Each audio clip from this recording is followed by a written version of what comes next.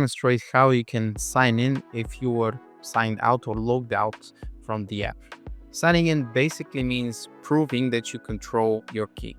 There's three ways we can do that. We can do that via QR code using Pubky Ring, which is the key manager, which I've already demonstrated. We can use the mnemonic phrase, or we can use a Picard recovery file and using a password. So these are three different ways. I'm going to show you a different way right now, and that is using a Picard file. I'm using this on a different account, so you can actually get an idea of how easy it is to sign in. As simple as that.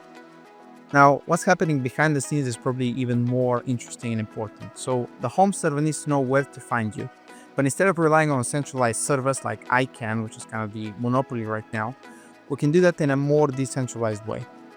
We use the largest decentralized network on the planet called mainline DHT as the root server. So this way, the information that says where to go and find the data, we can sign it with our key and we can put it on this mainline DHT network.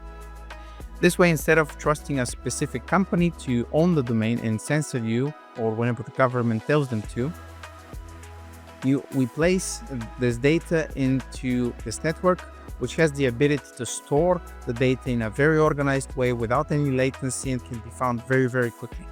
So this way, there is no need for actual domain.